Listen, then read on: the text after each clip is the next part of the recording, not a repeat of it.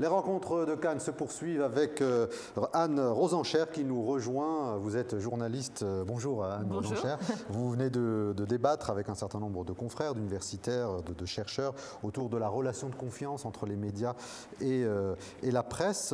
Lorsque les citoyens font preuve de défiance, de méfiance vis-à-vis des journalistes, est-ce que vous pensez qu'ils font cela contre des journalistes parisiens ou contre toute la profession dans son ensemble? Je vous dirais les deux. Je pense qu'il y a quelque chose en effet qui est assez inquiétant dans cette méfiance, c'est que il y avait un sondage qu'on avait fait à une époque dans un autre journal où je travaillais, où c'était pour quelle profession avez-vous le plus de confiance et le plus de défiance. Et je me souviens que les journalistes arrivaient très en bas de ce classement, juste au-dessus des hommes politiques, des agents immobiliers. Autant je pense que la problématique avec les agents immobiliers est différente, autant je pense que vis-à-vis des hommes politiques, nous sommes un peu dans le même sac. C'est peut-être les hommes politiques finalement, enfin la classe politique qui déteint.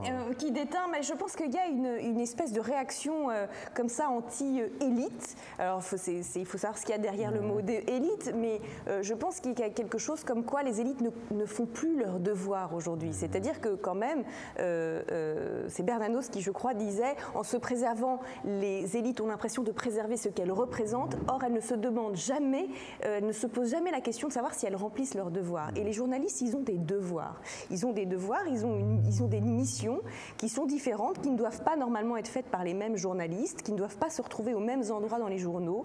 Il y a la mission d'information, qui, quand, pourquoi, où, on vous donne une information, les fondamentaux de la profession, vous avez enseigné ça.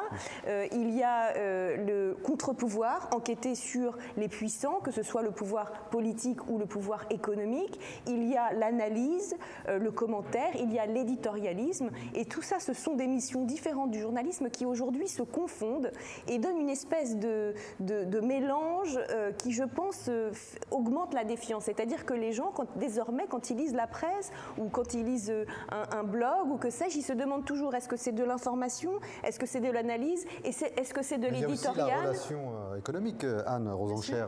Le journalisme est une profession, est un secteur économique, et peut-être que les frontières parfois n'existent plus entre le secteur économique et les financiers, les financeurs, les partis politiques, et donc du coup peut-être que ces frontières-là s'amenuisent et donc le message se brouille et on confond tout cela. Vous avez raison de poser cette question, elle est cruellement d'actualité. Je pense que la presse s'est affaiblie et que plus la presse est faible, plus elle sera en effet perméable aux pressions d'ordre du financement, que ce soit du financement public, on a vu que l'État donne des subventions à la presse, ou carrément de l'appartenance à des entreprises privées. On a vu une consolidation du secteur qui s'est fait ces dernières années, et je comprends, même si personnellement je n'ai jamais eu encore affaire avec un coup de fil de quelqu'un qui m'aurait dit on ne peut pas publier ça ou que sais-je, je comprends en tout cas que ça suscite de la méfiance. Alors vous êtes directrice déléguée de l'Express, donc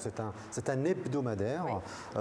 Or on voit bien aujourd'hui avec les réseaux sociaux, avec la vitesse, l'actualité en temps réel, une information née un matin à 7 h, elle se développe très vite dans la matinée, et parfois meurt le soir même. Qu'est-ce qu'on fait aujourd'hui pour traiter l'information différemment lorsqu'on est à un rythme hebdomadaire qui paraît quand même un rythme relativement lent? Ça peut paraître lent, mais en même temps peut-être que ça peut paraître intéressant dans un monde où la circulation de l'information s'est accentuée.